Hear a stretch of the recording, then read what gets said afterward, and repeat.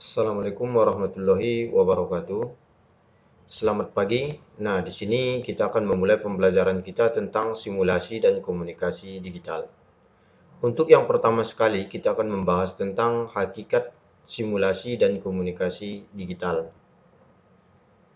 Yang dikatakan tentang hakikat simulasi dan komunikasi digital, yaitu kita akan membahas tentang apa sebenarnya simulasi dan komunikasi digital itu. Bagaimana yang dikatakan simulasi dan komunikasi digital? Lantas apa manfaatnya kita harus belajar simulasi dan komunikasi digital? Jadi kita akan memulai pembelajaran kita di lesson 1 atau pembelajaran 1 ini. Nah, contoh sederhana seperti yang Anda lihat di layar, di situ sudah terlihat jelas bagaimana hakikat simulasi dan komunikasi digital melalui contoh yang saya berikan. Kalau kita perhatikan di sini covernya, ada teks yang berubah warna, kemudian ada frame yang bergerak, kemudian ada teks yang warnanya berjalan, dan seterusnya. Masih banyak contoh-contoh simulasi digital yang lainnya. Nah, ini salah satu contoh produk digital, yaitu media pembelajaran yang kita buat ini, ataupun yang Anda lihat saat ini. Nah, kita langsung saja pada materi. Yang pertama di sini kita akan membahas definisi simulasi secara umum. Artinya di sini kita akan membahas apa itu simulasi. Setelah nanti kita bahas ini, tentunya diharapkan Anda paham apa makna dari simulasi. Nah, mungkin kata simulasi bukan hal yang aneh ataupun yang janggal di telinga kita ya. Seperti sering kita dengar ada simulasi gempa, ada simulasi tsunami, kemudian ada simulasi dari nuklir, kemudian ada simulasi yang lainnya. Jadi banyak perkara-perkara simulasi yang pernah kita dengar. Simulasi kebakaran, itu semua adalah simulasi. Lantas apa sebenarnya simulasi itu? Di sini kita mulai dari bait pertama dari Wikipedia Bahasa Indonesia, ensiklopedia bebas. Ini saya ambil dari internet ya. Simulasi adalah suatu proses peniruan dari sesuatu yang nyata beserta keadaan sekelilingnya, state of affairs. Artinya simulasi itu kita buat ibaratnya peniruan. Apabila terjadi gempa, kita itu seharusnya seperti apa? Apakah kita harus bertahan di dalam ruangan atau kemana kita harus berlari dan sebagainya. Atau apabila terjadi misalnya kebakaran, kompor Anda di dapur kebakaran, bagaimana cara penanganannya itu bisa kita simulasikan sebelum kejadian nyata. Tujuannya apa? Untuk menghindari kecelakaan-kecelakaan yang lebih besar atau artinya kita minimalisir. Sedangkan menurut KBBI, Kamus Besar Bahasa Indonesia, simulasi itu metode pelatihan yang meragakan sesuatu dalam bentuk tiruan yang mirip dengan keadaan yang sesungguhnya. Jadi, simulasi itu juga bisa dilakukan sebagai media ataupun sarana latihan. Cara kita untuk berlatih, maka kita buat simulasi. Seperti kalau kita perhatikan di kesatuan militer, di sana itu dilakukan simulasi perang, bukan perang sesungguhnya. Kalau perang sesungguhnya bisa-bisa prajuritnya habis ya kan, tidak jadi menjadi seorang TNI. Makanya disitulah pentingnya simulasi. Sebelum kenyataan itu ada, maka kita latih. Ataupun simulasi itu kita gunakan sebagai sarana kita pelatihan. Cara kita berlatih, ataupun cara kita belajar. Itulah yang disebut dengan simulasi. Atau sederhananya, coba Anda bayangkan. Kalau kita buat penciptaan nuklir, lantas kita ingin mengetahui seberapa besar kekuatan nuklir tersebut. Apakah mungkin nuklir yang kita ciptakan ini kita ledakkan dulu? Nah, bisa-bisa kita juga ikut mati ya kan? Maka yang benar itu kita buat simulasi. Yaitu dengan menirukan sifat asli dari nuklir tersebut, kemudian kita adopsi, masukkan ke dalam komputer. Di komputer inilah kita uji coba, kalau ini meledak, berapa kilometer radius yang terkena imbasnya. Coba kamu bayangkan kalau tidak disimulasi, nuklir sudah jadi. Lalu ingin tahu seberapa besar kekuatannya, diledakkan di kampung Anda. Ya bisa-bisa si pencipta nuklirnya pun ikut tewas ya kan. Makanya itulah salah satu manfaat dari simulasi. Mengetahui sifat asli dari suatu objek atau fisik atau sistem tanpa merusak sistem tersebut atau fisik tersebut. Nah, itu secara sederhananya. Untuk lebih pahamnya bisa dibaca dulu definisi simulasi. dan juga bisa ditambahi nanti pemahaman-pemahamannya dari sumber-sumber lain. Kita lanjut untuk materi kedua, yaitu tentang komunikasi. Komunikasi itu artinya suatu proses penyampaian informasi. Informasi itu ada berupa pesan, ada berupa ide, ada berupa gagasan dari suatu pihak kepada pihak lain. Artinya di sini berarti bukan hanya satu pihak, ada pihak lain. Apakah misalnya saya terhadap Anda, saya sampaikan pesan melalui video ini, ataukah Anda dengan kawan di samping Anda sampaikan pesan secara langsung, ataupun Anda ingin menyampaikan pesan melalui surat, itu juga termasuk komunikasi. Nah, secara garis besarnya komunikasi itu ada dua jenis. Yang pertama disebut dengan komunikasi verbal. Ini komunikasi verbal ini yang paling sering kita lakukan, yaitu komunikasi secara lisan. Anda berbicara langsung dengan orang di hadapan Anda. Itu disebut dengan komunikasi verbal. Sedangkan komunikasi kedua itu disebut dengan komunikasi nonverbal, yaitu Anda melakukannya dengan bukan secara lisan. Misalnya Anda melalui senyuman. Misalnya kawan Anda menyapa, "Hai," lalu Anda menjawab dengan senyuman, Anda senyum. Ya kan? Kemudian Anda ditanya lagi, apakah Anda sudah makan? Jawaban Anda bukan dengan kata-kata, misalnya Anda menggelengkan kepala. Itu juga termasuk dari jenis komunikasi. Banyak komunikasi bahasa tubuh yang lain yang disebut dengan komunikasi nonverbal. Jadi pada kesimpulannya, di komunikasi itu adalah proses penyampaian informasi dari si pengirim pesan kepada si penerima pesan. Syarat komunikasi itu biar sukses, ada pengirim, ada penerima, dan ada media.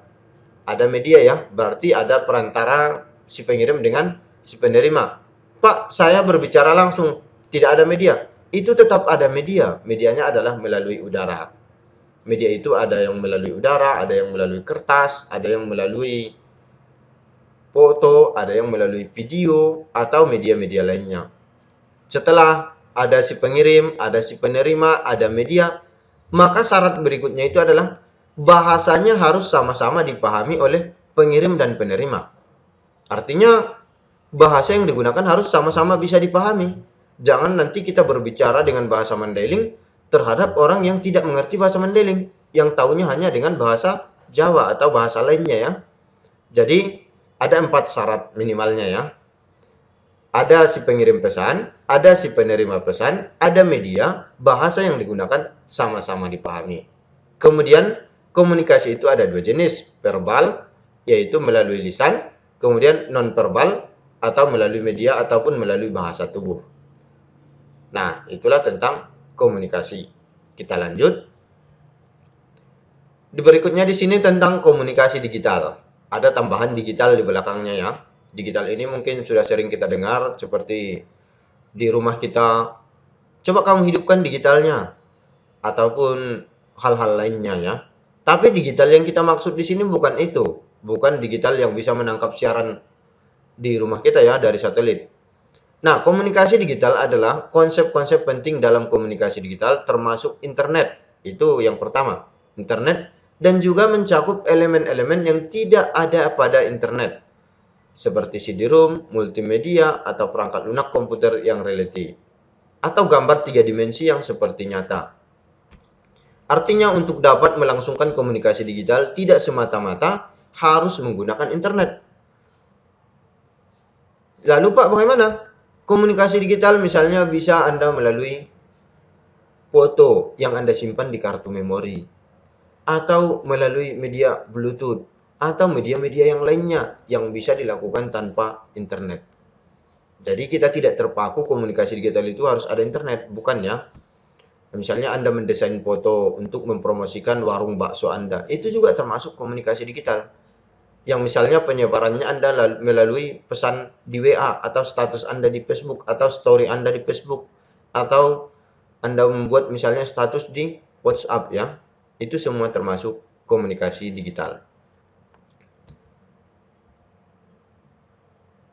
Nah, di sini kita masuk pada ruang lingkup simulasi dan komunikasi digital. Berarti disinilah Anda melihat apa-apa saja yang akan dipelajari di simulasi dan komunikasi digital. Khususnya ini sebagai mata pelajaran adaptif yang dulunya.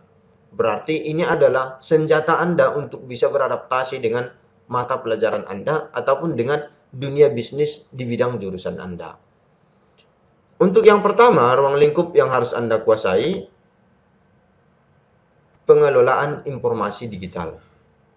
Anda harus mampu mengelola informasi digital untuk sukses di bidang simulasi dan komunikasi digital. Pak, apa itu yang harus kita kelola? Misalnya, Anda harus mampu menggunakan perangkat pengolah kata. Perangkat pengolah kata apa itu, Pak? Yaitu Microsoft Office Word 2010 yang paling banyak digunakan saat ini ya.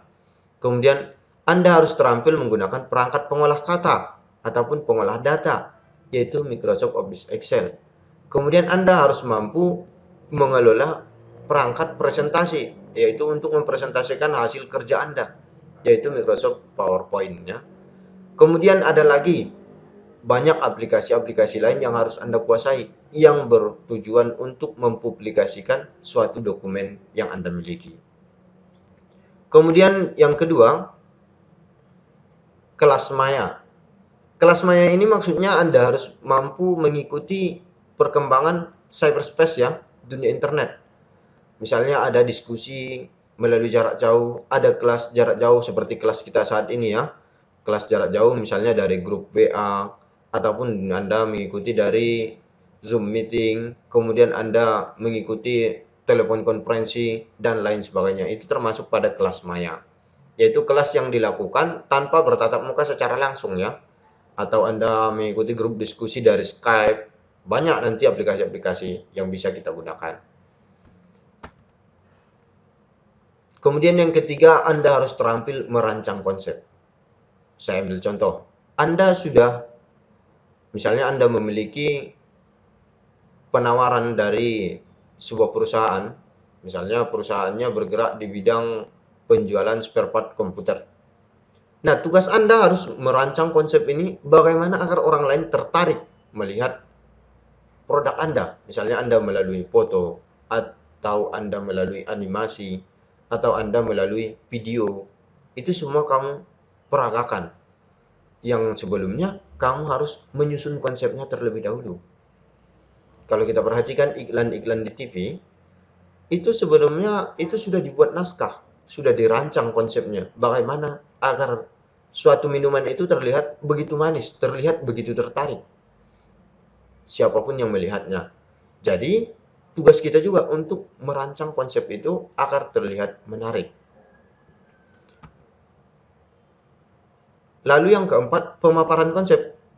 Tugas kita juga setelah ide itu kita temukan, konsep itu kita susun, maka tugas kita bagaimana cara menampilkannya agar bisa dilihat oleh orang banyak, agar peminatnya banyak, agar produk kita itu laku keras. Itu adalah tugas kita di simulasi dan komunikasi digital. Jadi kita temukan ide, kemudian kita sampaikan ide itu agar bisa sampai kepada khalayak ramai, kepada orang sebanyak-banyaknya. Karena tujuan kita adalah untuk mempromosikan produk ataupun memperkenalkan suatu produk tertentu. Kemudian ini yang terakhir, yaitu berupa produk digital. Produk digital itu Pak, apa? Misalnya Anda membuat buku digital. Buku digital itu di dalamnya sudah ada video, sudah ada audio, sudah ada gambar, dan lain sebagainya. Itu disebut dengan produk digital. Lalu, berarti ruang lingkup kita ada 5 ya di sini ya. Pengelolaan informasi digital, kelas maya, merancang konsep, pemaparan konsep, dan membuat sebuah produk digital. Nah, itulah materi kita di pertemuan pertama ini. Jadi, boleh kamu telusuri nanti, searching-searching di Google, ataupun di YouTube, atau sumber-sumber lainnya yang bisa menambah pemahamanmu tentang hakikat dari simulasi dan komunikasi digital. Nah, di sini untuk pengembangan diri sudah saya sediakan berupa pertanyaan-pertanyaan yang harus dijawab. Jawabannya nanti dituliskan di kertas tabel folio atau di buku catatan. Pak, tugas kami berarti apa? Tugasnya adalah menyalin materi ini dulu, terlebih dahulu ke buku catatan Anda. Setelah disalin ke materi catatan, lalu kamu selesaikan kerjakan tugas pengembangan diri ini. Yang pertama, ada di sini soalnya, kemudian tuliskan jawabannya, lalu nanti sebagai buktinya bisa dikirim via WhatsApp bahwa kamu sudah mengerjakan tugas ataupun sudah mempelajari materi hakikat simulasi dan komunikasi digital untuk lesson 1 kita. Di sini ada 4 pertanyaan yang saya buat. Nah, setelah nanti dicatat, kemudian dijawab, lalu dipoto, dikirimkan ke WhatsApp pribadi Bapak. Sedangkan untuk pertanyaan-pertanyaan atau yang ingin didiskusikan, itu boleh nanti ditanya di grup pembelajaran kita. Saya rasa itu saja untuk materi kita pertemuan pertama. Semoga ilmunya bermanfaat. Sampai jumpa di lesson 2. Semoga ilmunya berkah. Assalamualaikum warahmatullahi wabarakatuh.